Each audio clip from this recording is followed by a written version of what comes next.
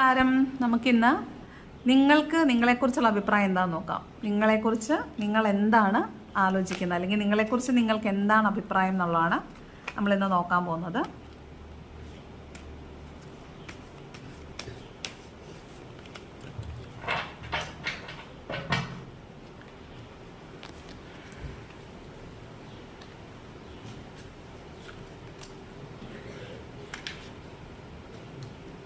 എംബററിൻ്റെ energy വന്നിട്ടുണ്ട്, devil card വന്നിട്ടുണ്ട്, 2 of swords വന്നിട്ടുണ്ട്, നൈറ്റ് ഓഫ് സ്വാർഡ്സ് വന്നിട്ടുണ്ട്, ലവേഴ്സ് കാർഡ് വന്നിട്ടുണ്ട്,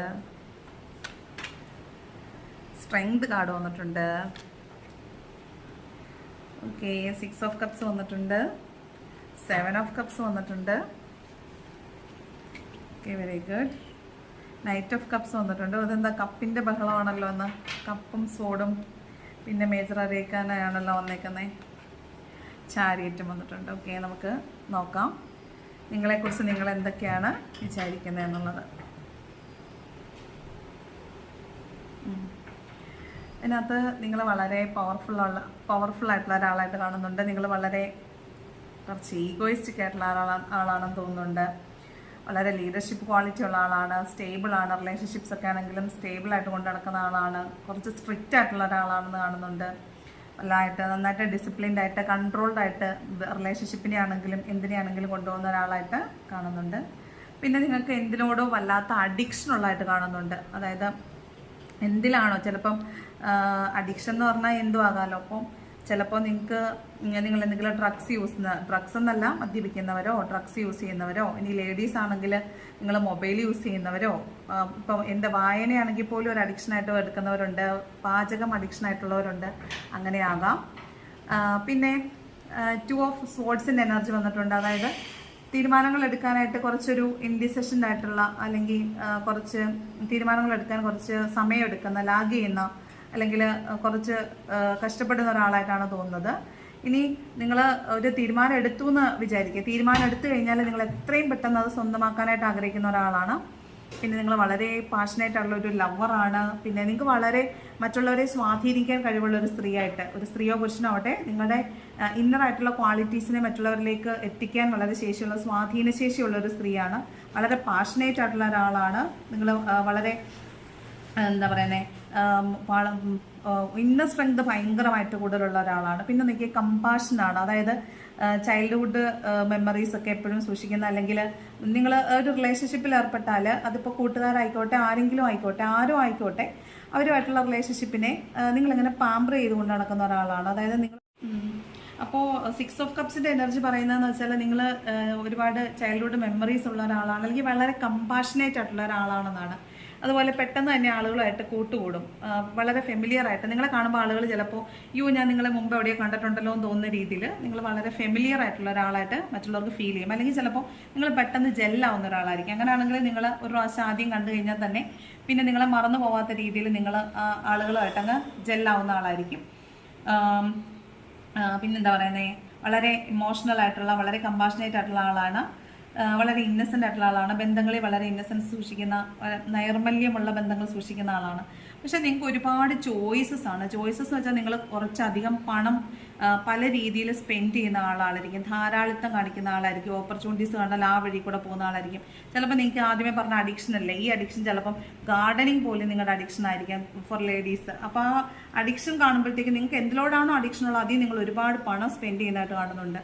അപ്പോൾ ഒരുപാട് ചോയ്സസ് ഓപ്പർച്യൂണിറ്റീസ് കൂടുന്തോറും, ചോയ്സസ് കൂടുന്തോറും നിങ്ങൾ അതിലേക്ക് അഡിക്ഷൻ, എന്തിനാണോ നിങ്ങൾ ചോയ്സ് കണ്ടെത്തുന്നത് ആ ചോയ്സിലോട്ട് അഡിക്ഷനായി പോകുന്നൊരു രീതിയാണ് കാണുന്നത്. ഇനി നിങ്ങൾ ഈ പറഞ്ഞ പോലെ റിലേഷൻഷിപ്പിൻ്റെ കാര്യം നോക്കുകയാണെങ്കിൽ നമുക്ക് കാണാം, ഇവിടെ ലവേഴ്സ് ആണെന്ന് പറഞ്ഞു, വളരെ പാഷനേറ്റ് ആയിട്ട് സ്നേഹിക്കുന്ന ആളുകളാണെന്ന് പറഞ്ഞു. ഇവിടെ 6 ഓഫ് കപ്സിൻ്റെ എനർജി വന്നിട്ടുണ്ട്, അതും കണ്ടു.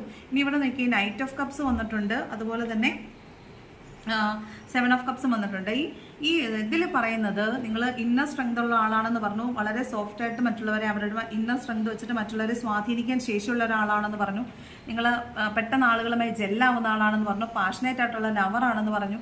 അതിനോടൊപ്പം തന്നെ നിങ്ങൾ ലവിന് വേണ്ടിയിട്ട് എന്തും ചെയ്യുന്ന വളരെ ക്രിയേറ്റീവ് ആയിട്ടുള്ള ഒരാളാണ്, വളരെ റൊമാൻറ്റിക് ആണ്, വളരെ ക്രിയേറ്റീവായിട്ട് മുന്നോട്ട് പോകുന്ന ഒരാളാണ്. നിങ്ങൾ ഭയങ്കര അഡ്മയറാണ്.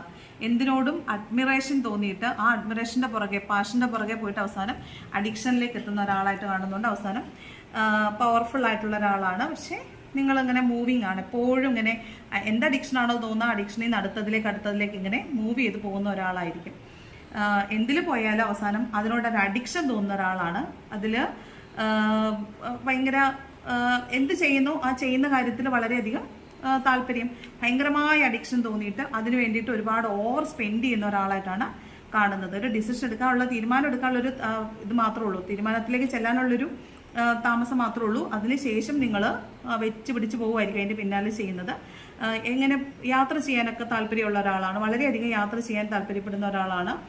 ഒരു കാര്യത്തിലേക്ക് ഇറങ്ങി പുറപ്പെട്ടാൽ അതിൻ്റെ അന്ത്യം കണ്ടിട്ടേ തിരിച്ചു വരും എന്നുള്ളൊരു ഇതൊക്കെ കാണുന്നുണ്ട്. അസാമാന്യമായ വിൽ പവർ ഉള്ള ഒരാളാണ്. പക്ഷേ അസാമാന്യ വിൽ പവർ എന്ന് പറയുമ്പോഴും നമ്മൾ അഡിക്ഷൻ്റെ കാര്യം മറന്നു പോകരുത്. കാരണം നിങ്ങൾ എന്തിലാണോ താല്പര്യപ്പെട്ട് പോകുന്നത് ആ തീരുമാനം എടുക്കാനുള്ള താമസം മാത്രമേ ഉള്ളൂ. അതിലേക്ക് പോയി കഴിഞ്ഞാൽ അതിനെ അഡിക്ഷനായിട്ടാണ് കാണുന്നത്. വളരെ ഇന്നർ സ്ട്രെങ്ത് ഉള്ള ആളാണ്, വളരെ പവർഫുൾ ആയിട്ടുള്ള ആളാണ്, സ്റ്റേബിൾ ആണെന്നൊക്കെ പറയുമ്പോഴും നിങ്ങൾ അഡിക്റ്റഡ് ആയിട്ടുള്ള ആളാണ്. അഡിക്ഷൻ എന്തിനോട് വേണമെങ്കിലും ആകാം.